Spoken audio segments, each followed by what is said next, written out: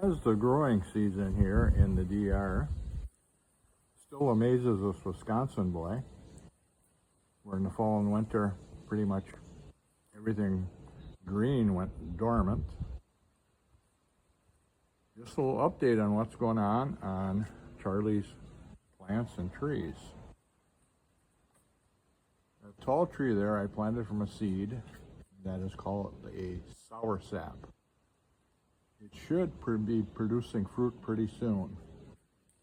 Buried back in the corner is my lemon tree. It is growing well, but not producing any fruit because I think it's not getting enough sunlight. 2 years ago, on the property fence line here, and also that extends all the way in the back of our property, there was chinollas growing up, and they pretty much took over the whole fence in a matter of about 6 months.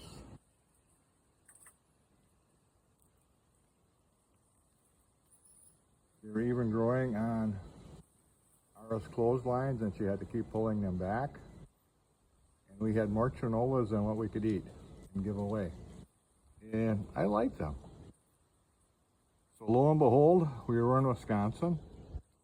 We came back and Pedro pulled them all out. Okay. I was hoping they'd come back, but they did not. The last trip, which would have been in April, I noticed there were some vines growing between these two houses in the back here on the other side of the fence, and they looked like a squash. And when we got back on August, or was it July? Yeah, July 21st. All these vines were just taking over everything. The vines are crawling up on the guava tree here. And that guava tree is as high as our laundry room. In fact, I can reach through the bars and pull fruit off of it. And the pumpkin vines, which is what these are.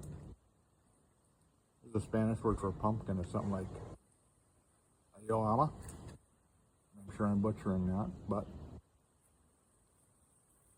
those vines are actually crawling up on our bars up there. And the banana leaves are coming in, so maybe someday soon I'll be able to pick some pumpkins and some bananas right from on the laundry room.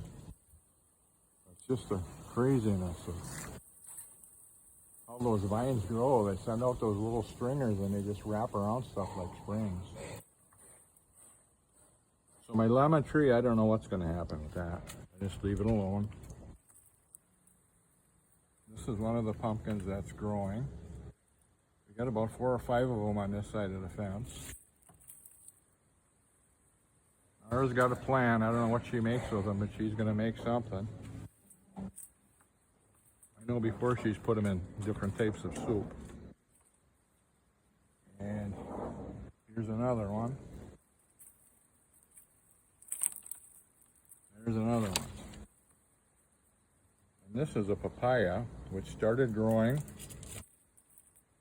from a piece of just dead wood that was down here, which people grow orchids in. I don't know, for some reason, the roots must go down and take nutrients out of the wood that's breaking down.